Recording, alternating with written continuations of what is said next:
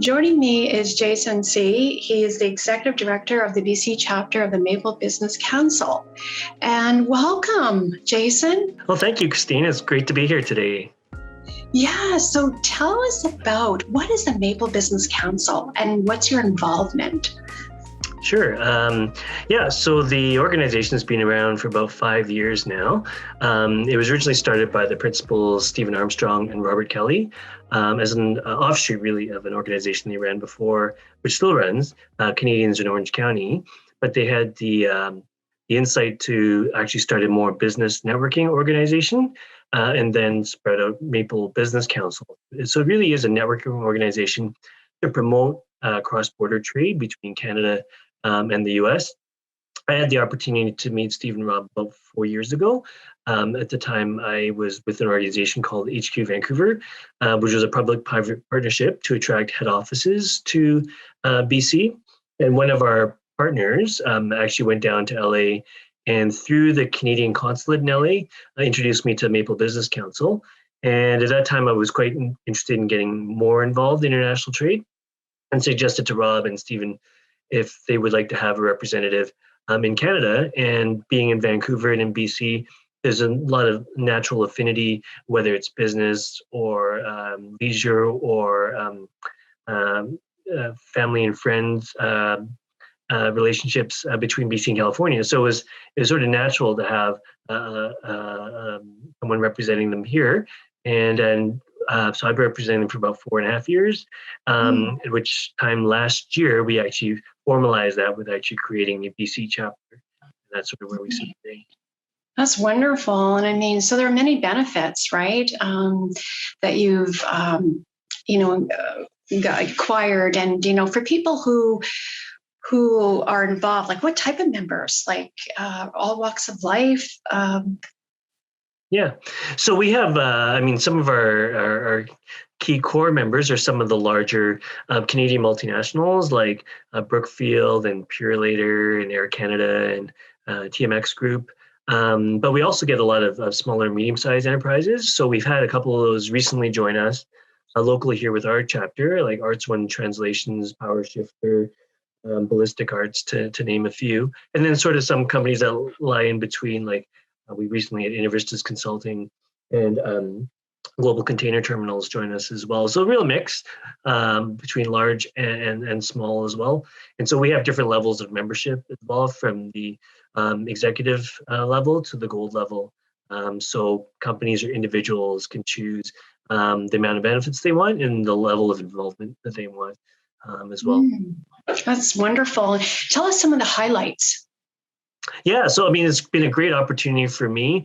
It really allows me to sort of build my profile, not only in Vancouver, but also in markets which I otherwise wouldn't have much exposure to, namely Southern California, but also with our new chapter in New York as well. So what's been great is actually we built the relationship really well with the U.S. consulate here in Vancouver, Global Affairs Canada, which usually has someone attending our events, the province, and then also our partners in Southern California, some of which have actually come up to speak here in Vancouver, such as that we had a delegation from Long Beach, as well as World Trade Center LA, which is one of our partners coming up here as well, in partnership with one of our local partners, World Trade Center Vancouver.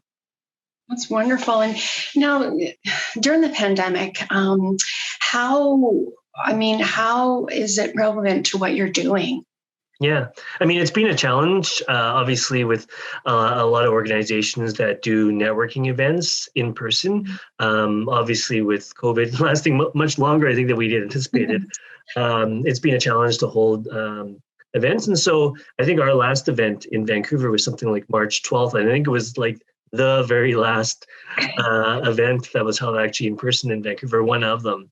But I think it's an opportunity where we can innovate and potentially take leadership in this new environment as well. And so one of the things that we've launched recently, we're still holding virtual events, but we're doing it on a platform called Remo, which actually allows attendees to network both before the formal speeches and presentations, as well as after. And they can actually migrate between breakout rooms So yeah, we're adopting that platform, and hopefully we'll grow with that platform as they add more functionality as well.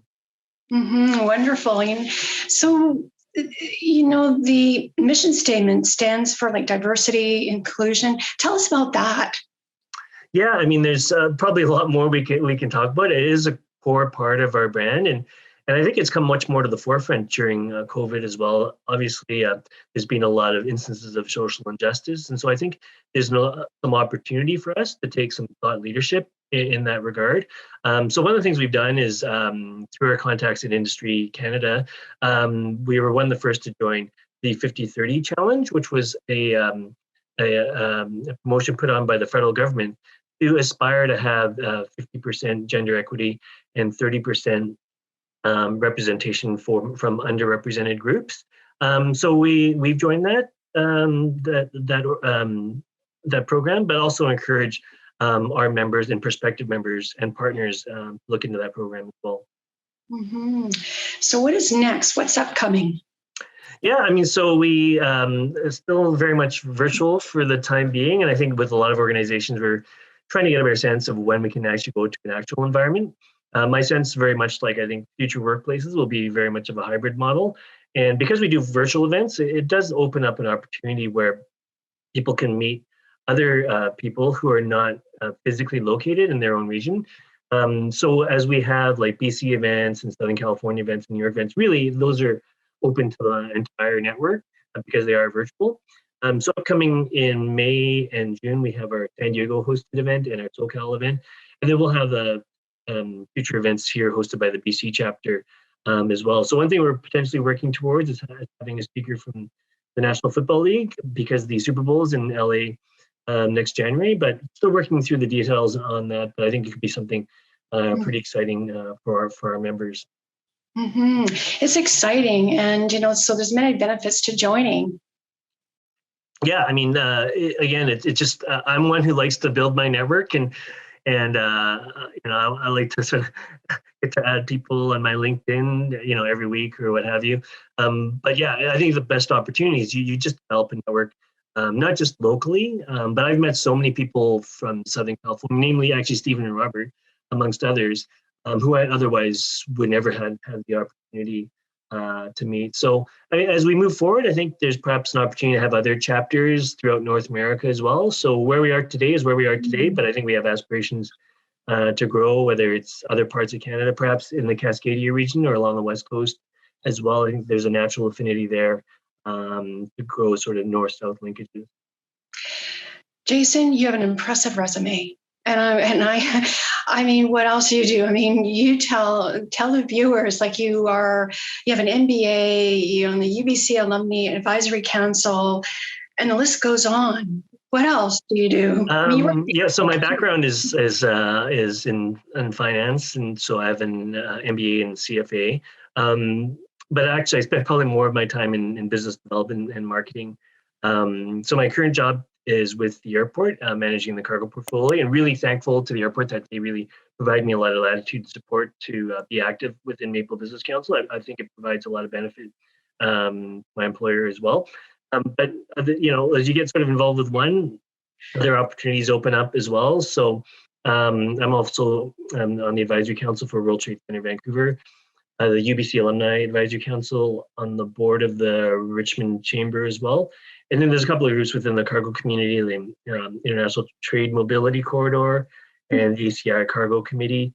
But then I'm also really interested in sports as well. So I coach baseball locally and had coached football previously, but a big sports fan as well. So that's one of the things. I ended up following some high school teams based in Southern California. Again, I would never even known these teams existed had not sort of gone through Maple Business Council to learn more about not only from a business perspective, but from social and education. Yes, I mean, you love volleyball and you're a Disney fan too. Yeah, so that's funny actually. The first time I met Stephen and Rob, they actually were coming up for a delegation in Vancouver, and because we work mostly remotely, so we don't have a chance to meet each other a lot in person. But one of their first Vancouver events, I actually had to leave and wasn't able to attend because we actually had a family vacation to Disneyland at that time as well. So even then, it's, last time I was down in LA, I need some contacts at Disney, and again just continues to open more opportunities Yeah. with my association with me. And Jason, is there anything else you'd like to add? No, I mean, I think we're always looking to grow and bring in new members and bring in more diversity of thoughts and leadership. I mean, I think in the time when potentially you could argue that trade is becoming more restrictive, that we also need organizations to sort of promote open trade and growth and linkages beyond different communities as well. It's especially coming out of COVID, we're also working from home, but to build our networks as well. So we're always open to new members and build new partnerships as well. Provide value to everyone who's sort of involved with Maple. Yes, and if people want more information, where can they go? Yeah, so certainly our website, maplecouncil.org. Also, we're quite active on social media as well. So LinkedIn, Twitter, Instagram. We also have a YouTube channel as well. And for our members, we've actually launched a new platform called Mighty Networks, which is a platform which allows our members just to communicate with each other and ask each other questions on different topics of varying nature. Yeah, thank you so much, Jason. This was a pleasure, and we should do this again. Yeah, thanks, Christine. It's been a real pleasure, and I know we've known each other from the past and from a different perspective. So really great to see you attend some of our events as well in the past, and hopefully in the future as well. Yes, you will see me. Thank you.